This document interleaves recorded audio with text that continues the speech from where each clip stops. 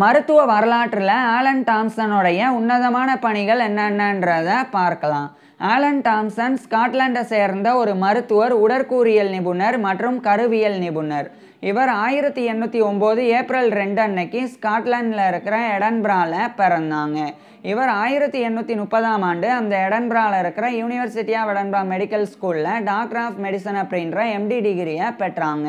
அதை தொடர்ந்து இவர் 1830களில் எம்ப்ரியாலஜிக்கல் ரிசர்ச்சில், அதாவது கருவியல் ஆராய்ச்சியில் ஈடுபட தொடங்கியிருந்தாங்க. அந்த ஆராய்ச்சிக்காக இவர் ஆரம்பத்தில் விலங்குகளினுடைய கருக்களை பயன்படுத்தி வந்தாங்க. அதுலேயும் குறிப்பாக பாலூட்டிகளினுடைய கருக்களை இவர் ஆராய்ச்சி செஞ்சு வந்தாங்க. அதை தொடர்ந்து இவர் மனித கருக்களையும் ஆராய்ச்சி பண்ண ஆரம்பிக்கிறாங்க. மனித கருக்களை ஆராய்ச்சி பண்ணுறதுக்காக இவர் கரு சிதைவடைஞ்ச பெண்களினுடைய கருக்களை வச்சு ஆராய்ச்சி செய்ய தொடங்கினாங்க. அதே சமயம் கர்ப்பிணி பெண்கள் சில நேரங்களில் இறந்து போயிடுவாங்க. அப்படி இறந்து போனதுக்கப்புறமா அந்த பெண்கள் இறந்து போயிட்டனால அவங்களுடைய கருவை வெளியெடுத்து அந்த கருவையும் ஆலன் டாம்சன் ஆராய்ச்சி பண்ண தொடங்கினாங்க. இது எல்லாத்தையுமே இவர் மைக்ரோஸ்கோப்ன்ற நுண்ணோக்கியை பயன்படுத்தி ஆராய்ச்சி செய்ய தொடங்கினாங்க. இது ரொம்பவும் அந்த காலகட்டத்தில் புதுமையான ஒரு விஷயமா இருந்தது. ஏன்னா பொதுவாக அந்த காலத்தில் கருவியல் ஆராய்ச்சிகள் பெருசாக மேற்கொள்ளப்படலை. அப்படியே மேற்கொள்ளப்பட்டால் கூட நுண்ணோக்கியை பயன்படுத்திலாம் யாருமே கரு வளர்ச்சியை ஆய்வு செய்யலை. ஸோ முதல் நபராக ஆலன் டாம்சன் தான் ஸ்காட்லாண்டை பொறுத்த வரைக்கும் கருவை ஆராய்ச்சி பண்ணுறதுக்கு நுண்ணோக்கியை பயன்படுத்தி வந்தாங்க. அதுலேயும் குறிப்பாக இவர் ஸ்டேஜ் பை ஸ்டேஜ் எம்ப்ரியாலஜிக்கல் டெவலப்மெண்ட்டை ஆய்வு செஞ்சாங்க. அதாவது கரு வளர்ச்சியை ஒவ்வொரு படிநிலையாக ஆராய்ச்சி பண்ணாங்க. உதாரணமாக இப்போ 1 மாதமான கரு எப்படி இருக்கும், அதனுடைய வளர்ச்சி, அதனுடைய அமைப்பெல்லாம் எப்படி இருக்கும். அதே 2 மாதமான கருவினுடைய வளர்ச்சி அமைப்புலாம் எப்படி இருக்கும். அதுக்கப்புறம் 3 மாதமான கருவினுடைய வளர்ச்சி அமைப்புலாம் எப்படி இருக்கும். இப்படி இவர் ஸ்டேஜ் பை ஸ்டேஜ் எம்ப்ரியாலஜிக்கல் டெவலப்மெண்ட்டை ரிசர்ச் பண்ணாங்க. இதை புரிகிற மாதிரி சொல்லணும் அப்படின்னா, இப்போ ஒரு கர்ப்பிணி பெண் அவங்க கர்ப்பமாகி ஒரே மாதத்தில் இறந்து போயிடுறாங்க அப்படின்னா, அப்போ அந்த பெண்ணினுடைய கருவை வெளியெடுத்தால் அது 1 மாதமான கரு. அதே சமயம் இப்போ 3 மாதமான ஒரு கர்ப்பிணி பெண் இறந்து போகிறாங்க அப்படின்னா அவங்களுடைய கருவை வெளியெடுத்து ஆராய்ச்சி பண்ணால் அது 3 மாதமான கரு. ஸோ இந்த மாதிரி கருவை 1 மாதம் எப்படி இருக்கும் அதனுடைய வளர்ச்சி, 2 மாத மனித கரு எப்படி இருக்கும், 3 மாத மனித கரு எப்படி இருக்கும், இந்த மாதிரி இவர் ஆய்வு செஞ்சு வந்தாங்க.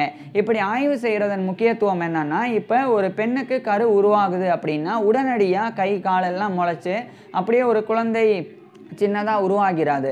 அதுக்கு மாறாக முதல்ல அந்த குழந்தை உருவாகிறதுக்கு முன்னாடி அந்த கருவில் கொஞ்சம் கொஞ்சமாக இந்த இரத்த நாளங்கள் உருவாகிறது, அதுக்கப்புறம் தமனிகள் உருவாகிறது, இதுக்கப்புறம் தான் கொஞ்சம் கொஞ்சமாக உறுப்புகள் உருவாகி முழுமை அடையும். ஸோ இது மாதிரி 1 நாளில் எப்படி இருக்கும், 2 நாளில் எந்த அளவுக்கு வளர்ச்சி இருக்கும், 1 மாதத்தில் எந்த அளவுக்கு வளர்ச்சி இருக்கும், இப்படி படிப்படியாக இவர் ஆய்வு செஞ்சாங்க.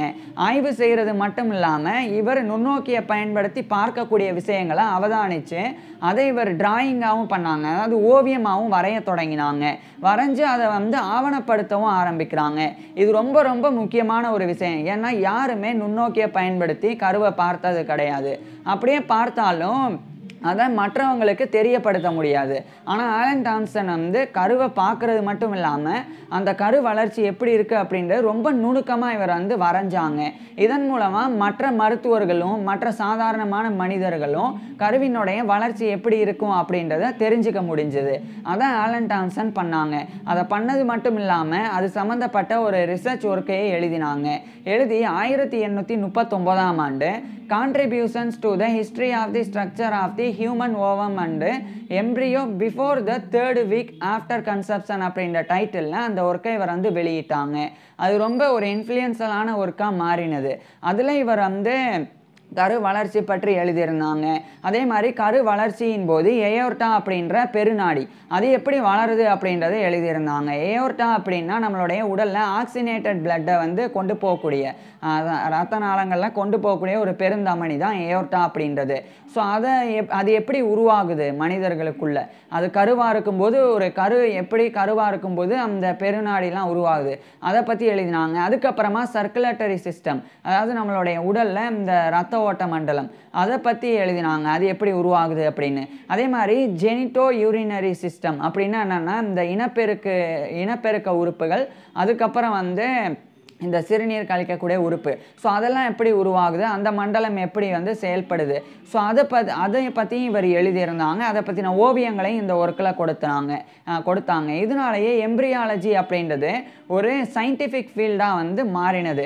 ஸோ அதுக்கு இவர், அதாவது அந்த காலத்தில் எம்பிரியாலஜி அப்படின்றது ஒரு தனியான ஃபீல்டு கிடையாது, அதில் பெருசாக ஆராய்ச்சிகளும் நடக்கலை. ஸோ அதில் ஆராய்ச்சி பண்ணி அதை ஒரு சயின்டிஃபிக் ஃபீல்டாகவே இவர் தான் வந்து மாற்றினாங்க.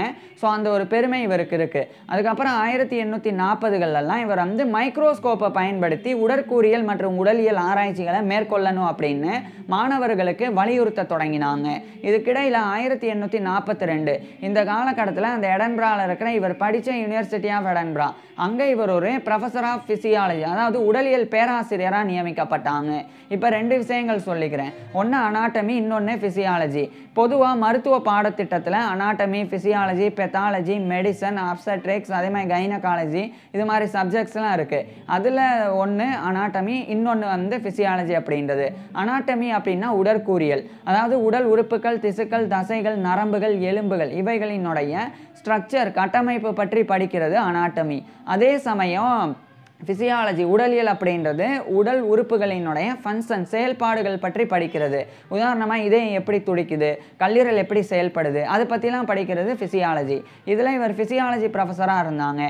இப்போ இவர் வலியுறுத்துறது என்னென்னா, மைக்ரோஸ்கோப், நுண்ணோக்கியை பயன்படுத்தி உடற்கூறியல் ஆராய்ச்சியாக இருக்கட்டும், உடலியல் ஆராய்ச்சியாக இருக்கட்டும், அதை வந்து மாணவர்கள் மேற்கொள்ளணும் அப்படின்னு வலியுறுத்த தொடங்கினாங்க.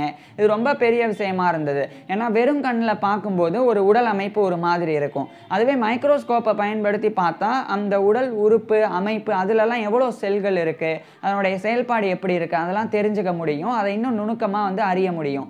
அதுக்காக இவர் இதை வந்து வலியுறுத்த தொடங்கினாங்க.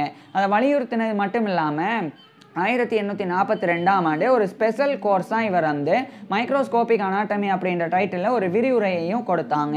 இது ரொம்ப முக்கியத்துவம் வாய்ந்ததாக இருந்தது. இது மருத்துவ கல்வியில், மெடிக்கல் எஜுகேஷனில் ஒரு பெரிய மேம்பாடை ஏற்படுத்தினது.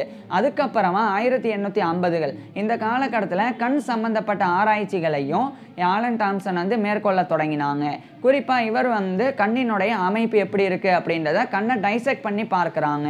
அதாவது இறந்த மனிதர்களினுடைய கண்களை எடுத்து கண்களை அறுத்து அதில் என்னென்ன அமைப்பு இருக்குது, எவ்வளோ தசைகள் இருக்குது, அதில் என்ன நரம்பு இருக்குது, அது பற்றிலாம் ஆலன் டாம்சன் வந்து ஆய்வு செஞ்சு வந்தாங்க. அதே சமயம் இன்னொரு நபர் வந்து எர்ன்ஸ்ட் ஹென்றி வெப்பர் அப்படின்னு சொல்லி, அவர் வந்து ஜெர்மனியை சேர்ந்த ஒரு உடலியல் நிபுணர். அவரும் வந்து கண் சம்பந்தப்பட்ட ஆய்வுகளை இவர் கூட சேர்ந்து மேற்கொள்கிறாங்க. இப்போ 2 பேர் 2 பணியாக பிரிச்சுக்கிட்டாங்க. ஆலன் டாம்சன் வந்து கண்ணினுடைய அமைப்பு எப்படி இருக்கும், அதனுடைய வடிவம் உள்ளெல்லாம் எப்படி இருக்கும், என்னென்ன செல்கள் இருக்கும், அது பற்றிலாம் இவர் ஆய்வு செய்வாங்க. அதே சமயம் அந்த எர்ன்ஸ்ட் ஹென்றி வெப்பர் அவர் வந்து அந்த கண்ணினுடைய செயல்பாடு, அது எப்படி வந்து செயல்படும், அதனுடைய ஃபிசியாலஜி எப்படி இருக்குது, அது எப்படி வந்து திரும்புது, கண்ணை நம்ம லெஃப்டில் பார்த்தா லெஃப்டில் எப்படி கருவிழி போகுது, ரைட்டில் பார்த்தா ரைட்டில் எப்படி போகுது, அதை பற்றிலாம் அவர் ஆய்வு செஞ்சாங்க. ஸோ 2 பேரும் இணைஞ்சு அகாமடேஷன் அப்படின்ற ஒரு முக்கியமான ஒரு செயல்முறை. அகாமடேஷன் அப்படின்னா ஒன்றும் கிடையாது. இப்போ நம்ம ஒரு விஷயத்தை கிட்ட இருந்து பார்க்கும்போது அது நம்மளுடைய ஃபோக்கஸ் ஒரு மாதிரி இருக்கும். அதுவே திடீர்னு நம்ம அடுத்த நொடியே தூரத்தில் இருக்கக்கூடிய வேறு ஏதாவது பார்த்தா கூட அப்போ நம்மளுடைய ஃபோக்கஸ் அதுக்கு போயிடும்.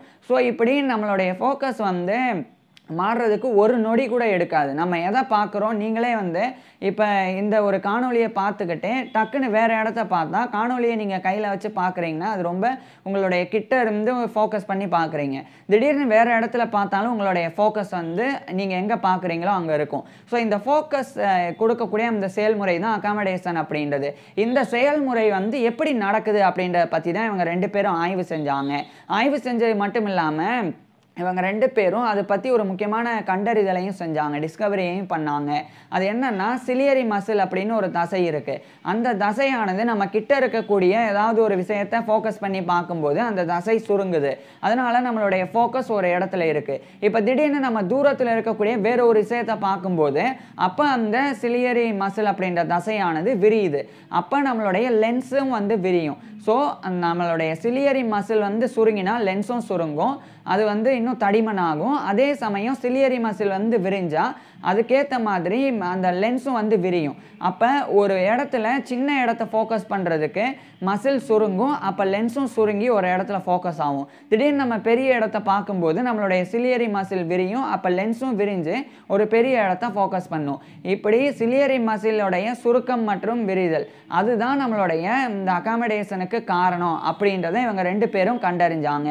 அது மட்டும் இல்லாமல் ஐரிஸ் பற்றியும், ஐரிஸ் அப்படின்னா கருவிழி, அந்த கருவிழி பற்றியும், இந்த கருவிழி வெளிச்சத்தில் எப்படி செயல்படுது, இருட்டில் எப்படி செயல்படுது அது பற்றியும் ஆய்வு செஞ்சாங்க.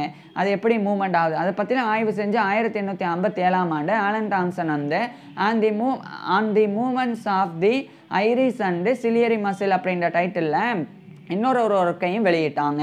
அதுக்கப்புறமா 1870 இந்த காலகட்டத்தில் ஸ்காட்லாண்டில் இருக்கிற கிளாஸ்கோவில் யூனிவர்சிட்டி ஆஃப் கிளாஸ்கோ அதனுடைய மெடிக்கல் ஸ்கூல் வந்து ஹை ஸ்ட்ரீட்டில் இருந்தது. அதை கில்மோர் ஹில் அப்படின்ற இன்னொரு இடத்துக்கு மாற்றணும் அப்படின்ற ஒரு பணி இருந்தது.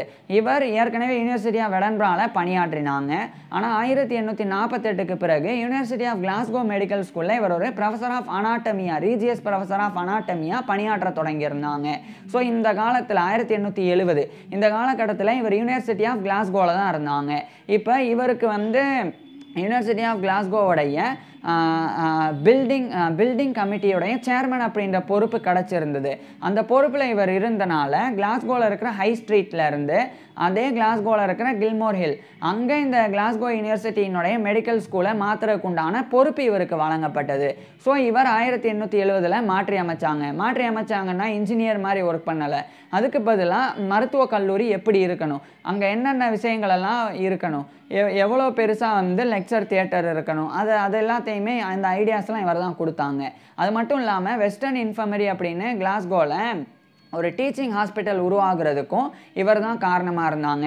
ஸோ மெடிக்கல் எஜுகேஷன் மட்டும் இல்லாமல் ரிசர்ச் மட்டும் இல்லாமல் இன்னொரு பக்கம் இந்த அட்மினிஸ்ட்ரேஷன்லையும் இவர் வந்து கலக்கினாங்க. அதுக்கப்புறம் ரைட்டிங்லையும் கலக்கினாங்க. குறிப்பாக ஜோன்ஸ் குவைன் அப்படின்னு சொல்லி அயர்லாண்டை சேர்ந்த ஒரு அனாட்டமிஸ்ட் இருக்கிறாங்க. அவர் வந்து எலிமெண்ட்ஸ் ஆஃப் அனாட்டமி அப்படின்னு சொல்லி ஒரு பாட புத்தகத்தை எழுதியிருந்தாங்க. அதுக்கப்புறம் அது ஜோன்ஸ் குவைன் எழுதினால குவைன்ஸ் எலிமெண்ட்ஸ் ஆஃப் அனாட்டமி அப்படின்னு அந்த புத்தகத்தினுடைய அடுத்தடுத்த பதிப்புகள் பெயர் பெற்றது. இப்போ ஜோன்ஸ் குவைன் அந்த புத்தகத்தினுடைய முதல் பதிப்பை எழுதியிருந்தாலும் அடுத்தடுத்த பதிப்புகளை வெவ்வேறு நபர்கள் எழுதினாங்க. அதில் அந்த குவைன்ஸ் எலிமெண்ட்ஸ் ஆஃப் அனாட்டமி அந்த புத்தகத்தினுடைய 7, 8, 9 அடுத்த 3 பதிப்புகளை இவர் தான் எழுதினாங்க, ஆலன் டாம்சன் தான். அதில் 7ஆம் பதிப்பை இவர் வந்து வில்லியம் ஷார்பி அப்படின்ற ஒரு நபர் கூட இணைஞ்சு எழுதினாங்க. 8வது பதிப்பை 7ஆம் பதிப்பை வில்லியம் ஷார்பி மற்றும் ஜான் கிளெலாண்ட் அப்படின்ற 2 நபர்கள் கூட சேர்ந்து இவர் எழுதினாங்க. 8ஆம் பதிப்பை வந்து அந்த வில்லியம் ஷார்பி மற்றும் மிஸ்டர் ஷேப்பர் அப்படின்னு இன்னொரு நபர் அவர் கூட இணைஞ்சு எழுதினாங்க. 9ஆம் பதிப்பை அந்த ஷேப்பர் அப்படின்ற நபர் கூடயும் மிஸ்டர் தேன் அப்படின்ற இன்னொரு நபர் அவங்க கூட சேர்ந்து எழுதினாங்க. இந்த மாதிரி 3 பதிப்புகள் 7, 8, 9 அப்படின்னு குவைன்ஸ் எலிமெண்ட்ஸ் ஆஃப் அனாட்டமியோடைய 3 பதிப்புகளை ஆலன் டாம்சன் அடுத்தடுத்து எழுதினாங்க அப்படின்னா அதில் உடற்கூறியல் சார்ந்து பல்வேறு தகவல்களை சேர்த்து அதை அடிஷனலாக எழுதி வெளியிட்டு வந்தாங்க. ஸோ இவ்வளோ விஷயங்களை பண்ண ஆலன் டாம்சன் இறுதியாக 1884ஆம் ஆண்டு மார்ச் 21 அன்னைக்கு இவருடைய 74 வயதில் இறந்து போனாங்க.